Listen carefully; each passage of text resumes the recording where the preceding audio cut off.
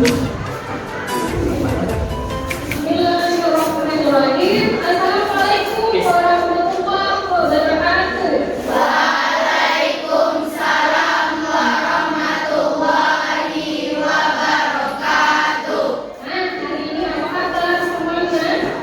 Baik. Alhamdulillah.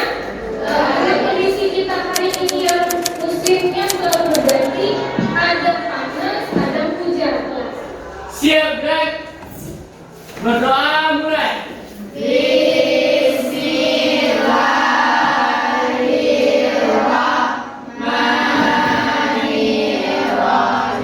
Anissa Cecilia, Asuria Lydia Ningsi, Aura Cynthia,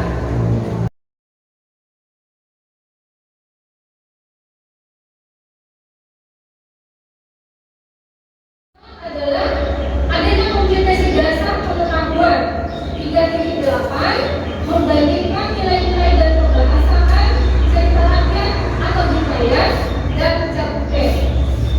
Untuk kompetensi dasar keterampilannya mengembangkan cerita rakyat hikayat di dalam bentuk capek. Ini ingat siapa yang masih ingat pembelajaran hari yang kemarin? Ya, silakan. Itu mengidentifikasi nilai-nilai dalam cerita hikayat. Nah, mengidentifikasi nilai-nilai di dalam sebuah hikayat. Nah, hari ini kita akan belajar yaitu tentang nilai dan pembahasan baik itu hikayat maupun cerpen. Ini kan isi dan nilai-nilai. Nah, untuk IPK pengetahuan yang pertama ada membandingkan persamaan dan perbedaan nilai baik di dalam hikayat ataupun cerpen. Kalau kita kemarin belajar tentang nilai-nilai yang ada di dalam hikayat, siapa yang belum paham pembelajaran yang kemarin? Ada? Ya, silakan. Video yang akan diputar itu adalah video tentang cerpen. Tunggu sebentar. Kita semua ditulis dan dibekalkan sisi warisan. Cerpen yaitu cerpen dari Sutarji Djoko Damono.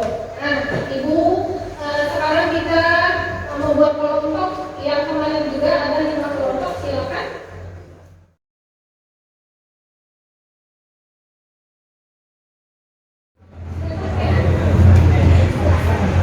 Ya, Bu.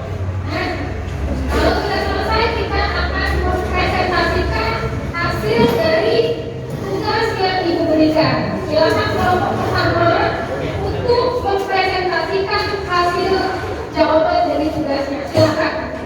Assalamualaikum warahmatullahi wabarakatuh.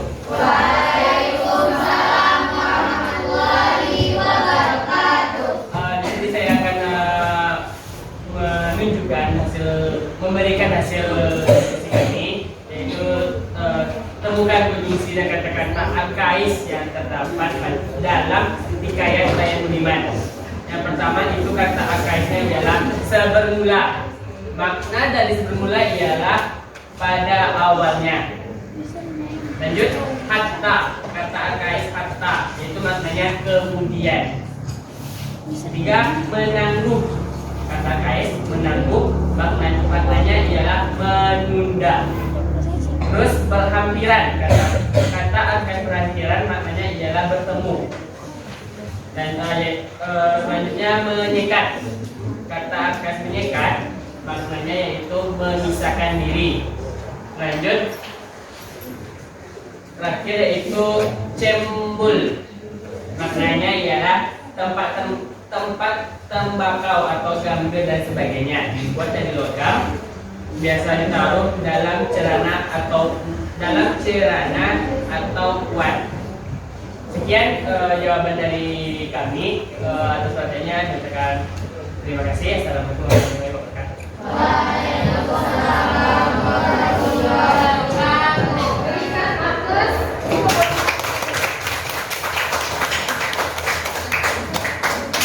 Nah, untuk bahasa arkais itu lebih tua penggunaannya dari bahasa Indonesia sendiri. Berarti masalah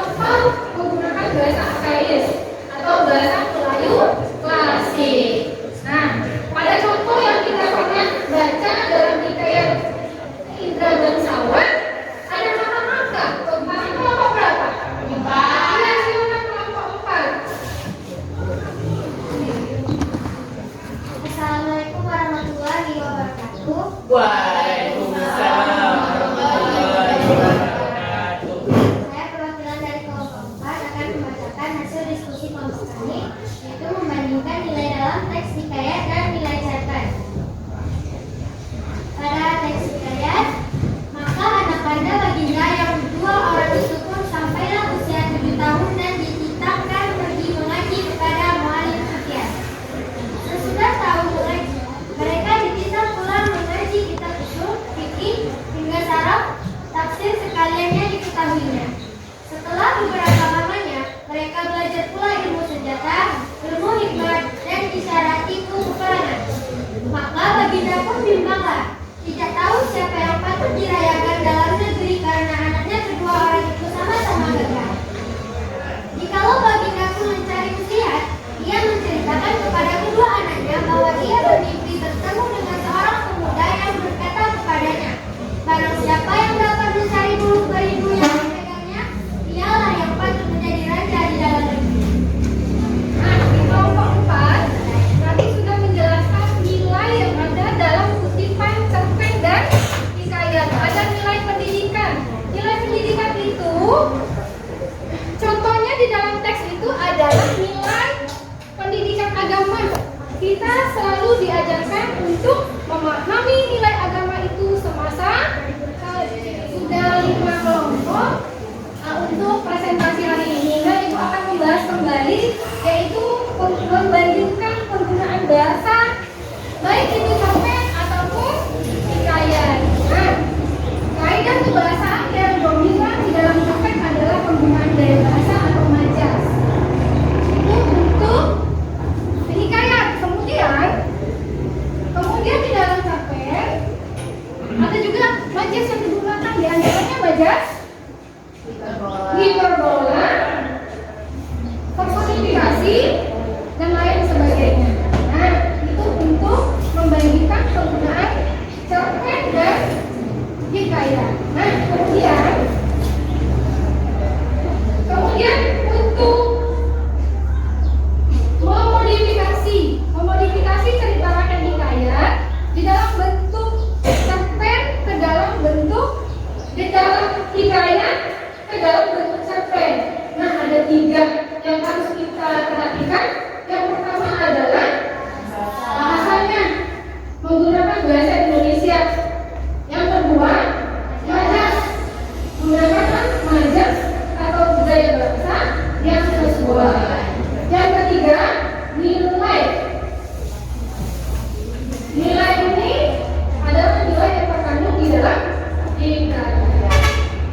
Nah, siapa yang bisa merubah bentuk hikayat ke dalam bentuk cerpen? Silakan dokter. Oke, saya akan mengambil cerpen hikayat Abu Nawas dan rumah yang sempit. Selamat menikmati. Pada suatu hari, ada seorang laki-laki datang ke rumah Abu Nawas. Lelaki itu hendak mengeluh kepadanya mengenai masalah yang sedang dihadapinya. Dia sedih karena rumahnya terasa sempit ditinggali banyak orang. Abu Nawas, aku memiliki seorang istri dan 8 anak, tapi rumahku begitu sempit. Setiap hari mereka mengeluh dan merasa tak nyaman tinggal di rumah. Kami ingin pindah dari rumah tersebut, tapi tidak mempunyai uang. Tolonglah katakan padaku apa yang harus dilakukan, kata lelaki itu. Mendengar itu, Abu Nawas kemudian berpikir sejenak. Tak lama-lama, sebuah ide terlintas di kepalanya.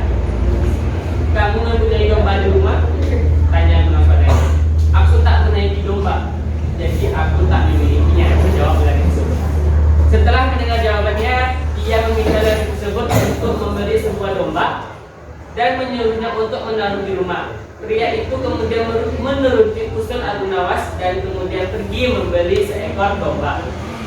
Keesokan harinya, dia datang lagi ke rumah Abu Nawas.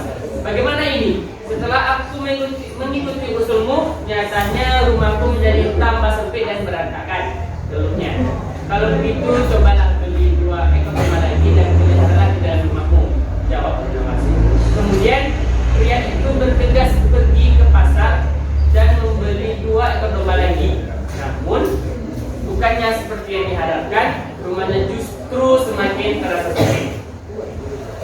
Dengan perasaan jengkel, dia pergi ke rumah Abu Nawas untuk mengadu yang ketiga kalinya. Dia menceritakan semua yang terjadi, termasuk mengenai istrinya yang menjadi sering marah-marah karena domba tersebut. Akhirnya Abu Nawas menyarankannya untuk menjual semua domba yang dimiliki.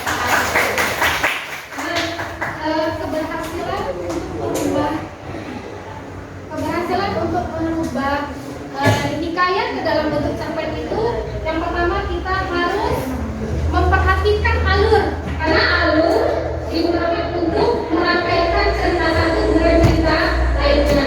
Itu tingkat keberhasilan di dalam sebuah mengubah bentuk hikayat ke dalam bentuk cerpen. Nah, pembelajaran hari ini kita sudah hampir selesai. Nah, siapa yang bisa melanjutkan pembelajaran kita hari ini? Silakan. Silakan. Dari kesimpulan yang saya dari materi ini adalah yang pertama tadi sudah disampaikan bahwa ada persamaan dan perbedaan dalam mengidentifikasi cerpen dan hikayat. Di cerpen dan hikayat memiliki persamaan nilai-nilai atau unsur-unsurnya, intrinsik maupun ekstrinsik. Kemudian hikayat dan cerpen ini memiliki perbedaan di gaya bahasanya.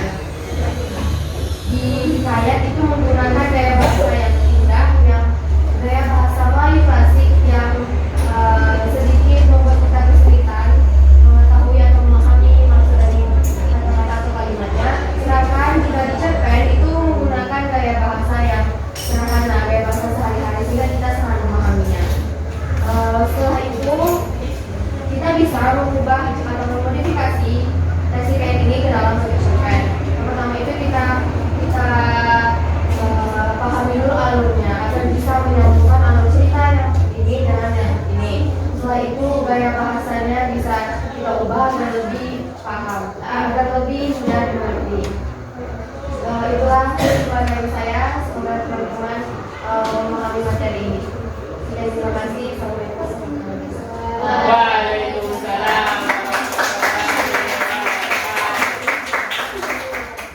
Nah, jadi kesimpulannya sudah kita sampaikan oleh teman kalian, yaitu Citra sudah memberikan kesimpulan pembelajaran kita hari ini dengan materi yang pertama sampai materi yang terakhir. Sudah pahamkah semuanya? Sudah. Nah, sebelum kita mengakhiri pembelajaran, Ibu menyampaikan materi selanjutnya, yaitu materi biografi. Tolong dibaca di rumah, belajar di rumah, dan tolong dipahami. Dengan demikian, untuk mempermudah kita di dalam proses pembelajaran. Nah, sebelum kita mengakhiri, silakan ketua kelas untuk membaca doa pertanda berakhirnya pembelajaran kita ini. Silakan. Siap, gerak. Sebelum kita menutupi pelajaran kita pada hari ini, ada banyak kita mengucapkan alhamdulillah.